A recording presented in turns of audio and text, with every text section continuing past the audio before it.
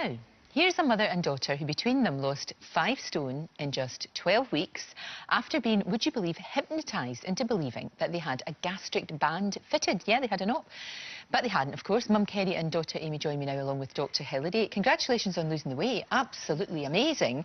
But what an extraordinary story. So now, it kind of started, didn't it, Kerry, because you had a heart attack, didn't you? Yes, I did. You were overweight, not looking after yourself as much as you should. That's right. And that was a big wake-up call, wasn't it? It was a big wake-up call.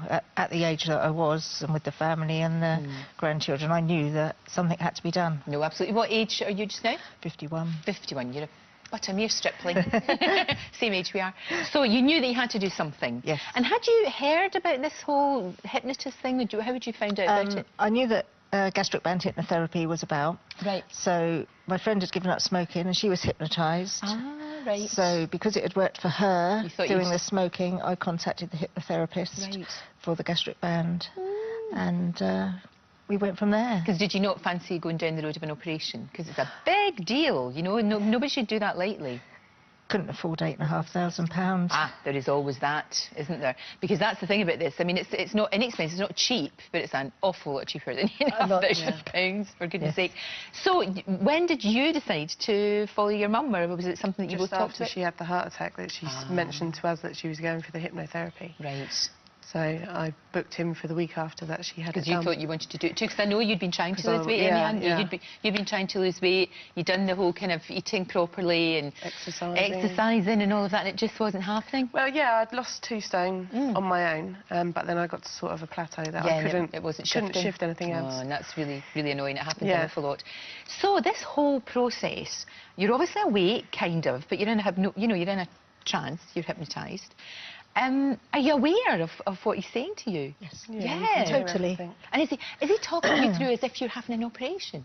Yes, he tells you to imagine that you're in the first few days he's talking to you what he's going to do and putting you under. But on the day of the operation, he tells you that you're in the operating theatre. He's going to do some keyhole surgery. Right. And he talks you through the whole thing that he's doing, how he puts some CO2 in your stomach to blow it up, to be able to get in there and tighten the band. So it's all in there. So he's saying that. Did you feel pain when you woke up? Did you feel as if you'd had an operation? It doesn't touch you or anything. Right. So it's not that graphic then. No, that's quite pain. good. There's no scar and there's no pain, so that's good. But did you feel right away that you didn't want to eat as much? Yes, the first 2 days you have to have just liquid, like you would if you've had... Oh, OK, so it's like the post-op care. Yes. And then for 2 weeks after that you have to eat baby food, mooly food, to give it time to heal. Right. And then after that, you go on to the really small portions of normal eating. But Amy, in your head, you know that you've not had this operation, so I find it astonishing that it works, because you know you didn't. Yeah, it is. Yeah, he hypnotised me out of bread, chocolate and crisps. So ever since the day that he hypnotised me on there, it was before the operation, I haven't touched bread, chocolate or crisps. Oh, that's amazing. I look at it all and think, that's nice, looks nice. Yeah, but I don't get that urge to eat it. Right, so you're eating far, far smaller portions. Yeah. And I'm not eating the bread and the chocolate and the And crisps. how much have you lost, both of you? With the hypnotherapy, I've just lost 3 stone now. 3 stone? Yeah. That's fantastic. And I've lost just over 2.5. That's amazing. You must feel so much better. We do. How long does this last, though, do you think? Did he say? It's for life. Oh, right, OK. Do you have to go and get topped up? He says you can, but you don't have to. It's not what you have to do. It's amazing, isn't it, Hilary? An awful lot cheaper, you know, and we know that there's this chap at the moment that's suing the NHS, isn't it? Because he wants a gastric band operation, and he's suing them. It's a guy called Tom Conliffe. He weighs 22 stone, and he's not considered by the NHS fat enough to get the band, so he's suing them. So maybe this is the road we should go down with him. Well, I mean, it's a much safer procedure, isn't it? And it's much less expensive.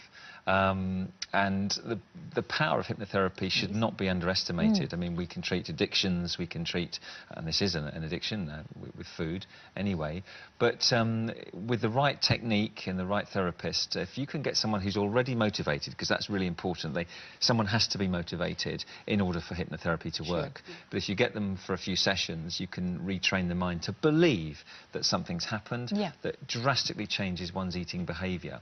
Now, you asked a very important question, how long does it last? And the question is, we don't know yet. Hopefully it will last forever, better, because having lost the weight, you're more motivated to continue and maintain it. Of course.